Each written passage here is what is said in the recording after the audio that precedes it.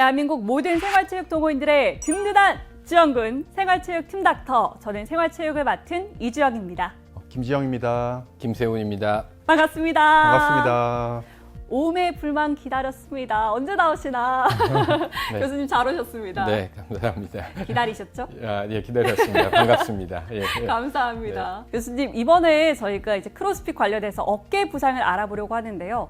아무래도 상체 운동을 하다 보면 등이든지 가슴이든지 팔 근육 단련을 할 때 어깨가 늘 개입이 되더라고요. 네. 이런 것들이 좀 어깨 부상과 관련이 있지 않을까라는 생각이 드는데요. 네. 어떤가요? 우리가 웨이트 운동을 할 때 무게가 가는 동작에서 이제 그 어깨를 움직여야 되기 때문에 제대로 된 자세나 아니면 사전 준비가 없으면 충분히 다칠 수 있습니다.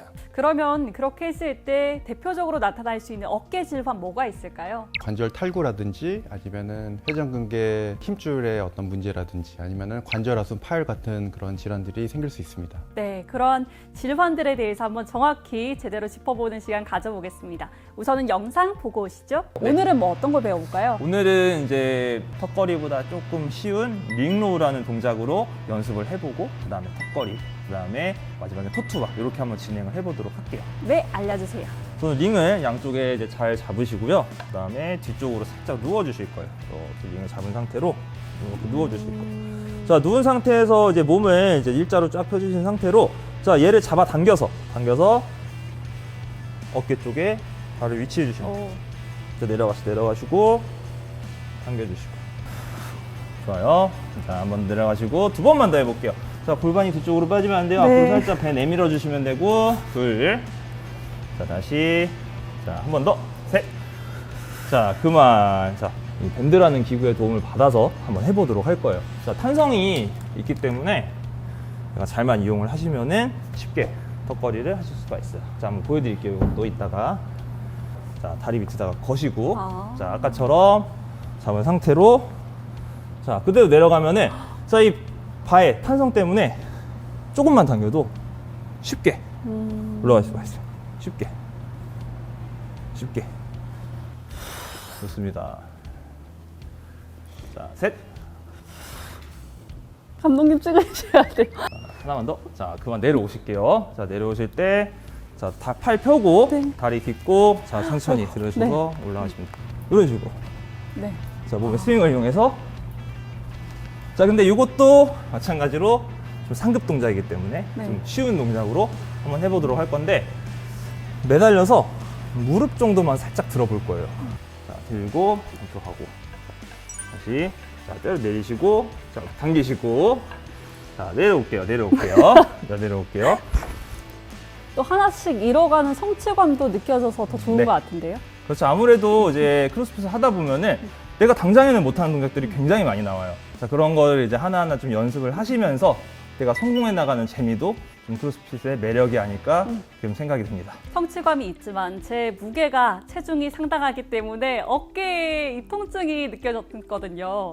이런 상체 운동을 할 때 어깨에 가해지는 영향 뭐가 있을까요? 이 어깨는 태생적으로 불안정한 관절이거든요. 그래서 이제 관절의 안정성을 유지하기 위해서 이제 회전근개 힘줄이라는 그 근육이 작동하게 되는데 그게 약한 상태에서 어깨에 과한 운동, 삼각근 강화 운동이나 뭐 대흉근 강화 운동을 먼저 이렇게 한다면은 무리가 돼서 통증이나 아니면은 회전근개 건염, 심하게 되면 회전근개 파열까지 일어날 수 있습니다. 예. 회전근개 건염, 파열 이게 가장 자주 나타나는 질환이란 말씀이죠. 네, 예.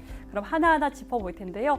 회전근개 건염은 어떻게 일어나는 건가요? 두 가지 원인에 의해서 발생한다고 보시면 되겠는데 나이가 굉장히 중요하고 또 하나는 이제 과사용, 반복적인 과사용이 중요한 요건 중에 하나겠습니다. 건염이 심해지면 파열로 이어지는 건가요? 퇴행성 건염이 이제 좀 심해지거나 어떤 그 상황에서 이제 그 외상이나 이런 큰 자극을 받게 되면은 파열이 일어날 수도 있거든요. 네. 그러면 회전근개 건염과 파열의 어떤 증상의 차이가 있을까요? MRI나 이런 특수한 그런 촬영 기법을 진단 그런 툴을 사용하지 않으면은 솔직히 완벽하게 그 둘을 구별하는 거는 쉽지는 않고요. 환자분들이 주로 호소하는 그 증상은 통증이기 때문에 네. 통증 부분은 거의 비슷하다고 볼 수가 있고 이제 회전근개 파열이 되면은 근육이 붙는 부분이 떨어지는 게 되니까 이제 근력 위약이나 이런 게 건염시보다는 조금 더 두드러지게 나타날 수가 있습니다. 부상을 안 입으면 가장 좋겠지만 부상을 입고 나서 이제 통증이 느껴지기 시작했을 때 어떻게 치료해야 되나요? 파열이 됐는데 뭐 그냥 뭐 관망한다든지 네. 아니면 병원을 찾지 않는다든지 그러면 그게 더 심하게 증상이 진행될 수가 있으니까 일단은 정확한 진단을 하고 그거에 따른 적절한 치료를 하는 게 맞을 것 같습니다. 뭐 대개는 비수술적으로 이제 수술 없이 치료가 가능하지만 이제 회전근개 파열이 심하거나 아니면 완전 파열, 전층 파열이라고 하는 완전 파열이 되면은 수술을 요하는 경우가 많습니다. 그럼 초기에 할 수 있는 비수술적 치료 방법 그리고 수술적 치료가 이루어졌을 때 어떻게 진행되는지 하나하나 좀 짚어주실 수 있을까요?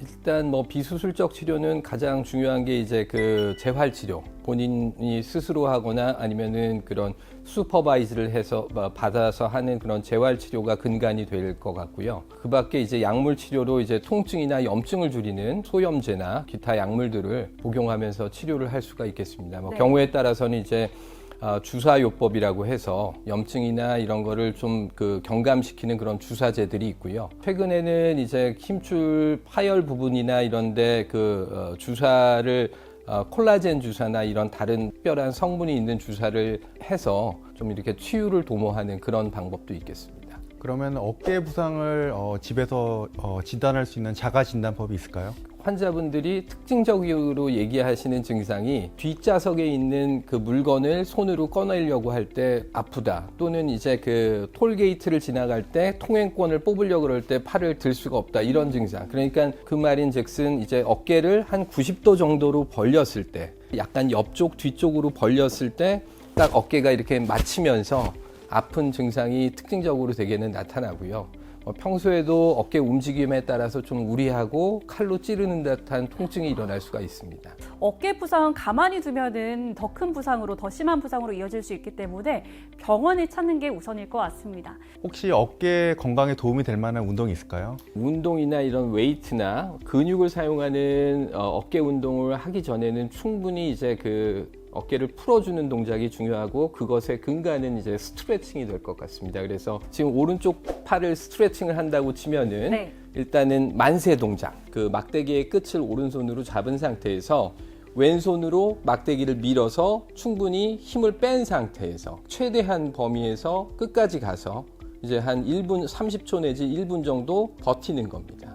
이때에도 왼손에는 조금 힘을 줘서 그러니까 쭉 관절이 늘어난다는 느낌을 받을 수 있게 네. 그렇게 그 스트레칭을 유지해 주시는 게 좋겠습니다. 다음 운동은 이제 외회전 운동인데 오른손 같은 경우는 막대기 끝을 똑같이 잡고 왼손으로 이제 밀어서 어깨 관절이 외회전되게 할 수 있는 운동입니다. 그런 식으로 옆으로 살짝 밀어주면 되는 건가요? 네. 오. 그 다음번에는 이제 내회전 운동입니다. 내회전은 이제 안쪽으로 팔이 돌아가는 동작인데 이 동작에서는 저희가 그 배에 팔이 가릴 수밖에 없기 때문에 뒤로 돌아서 네. 오른손을 스트레칭 한다고 하면은 네. 내회전 동작은 이제 그 등 뒤로 팔이 올라가는 그 정도랑 연관이 있습니다. 그래서 그 바의 끝을 막대기의 끝을 잡고 왼손으로 당겨서 오른손이 이렇게 그 등 견갑골 근처까지 이렇게 닿을 수 있도록 당겨주시면 될 것 같습니다. 지금은 그럼 오른쪽 어깨를 풀어주고 계신 거죠? 그렇습니다. 예. 저는 막대기 없이 방금 살짝의 동작을 따라해봤는데 시원한 구간이 있더라고요. 여러분들도 집에서 쉽게 따라해보셔도 좋을 것 같습니다. 그럼 교수님, 어깨 건강과 관련해서 추가 제언이 있다면요? 과하거나 운동을 하기 전에는 이제 충분히 워밍업 하는 게 어깨를 다치거나 손상을 받는 것을 방지하는 가장 중요한 점이라고 볼 수가 있겠고요. 본인의 능력에 맞게 운동을 하는 게 좋을 것 같습니다. 그래서 본인을 조절하면서 이제 운동을 하시는 게 다치지 않는 가장 중요한 지름길이라고 보시면 되겠습니다. 네, 강도 조절하기 기억하겠습니다. 그리고 크로스핏 3시간을 같이 하셨는데요. 김지영 교수님, 크로스핏과 관련해서 제언해 주신다면요? 네, 이제 크로스핏은 이제 주어진 시간 안에 이제 많은 경쟁을 하면서 이제 하는 운동이다 보니까 본인의 어떤 수준을 넘어서기가 쉬울 것 같습니다. 그래서 어떤 본인의 수준을 잘 알고 어떤 몸에 무리가 안 가는지를 잘 체크를 하면서 안전하게 하는 게 중요할 것 같습니다. 두 분 다 강도를 조절하라는 말씀을 강조해 주셨습니다. 생활체육팀 닥터 크로스핏 마지막 편 함께 하셨습니다. 그럴 일 없으면 좋겠지만 부상이 생긴다면 오늘 영상 참고해 주시고요. 무엇보다 정확한 자세로 운동하시기 바랍니다. 의욕과 경쟁심으로 인한 무리한 운동은 부상을 부릅니다. 개개인의 신체 능력에 맞게 안전하게 운동 강도를 조절하시기 바랍니다. 아프시다면 우리 몸이 보내는 위험 신호를 간과하지 마시고 병원을 찾아주시길 바랍니다. 생활체육 동호인들의 건강하게 운동하기를 응원합니다. 화이팅!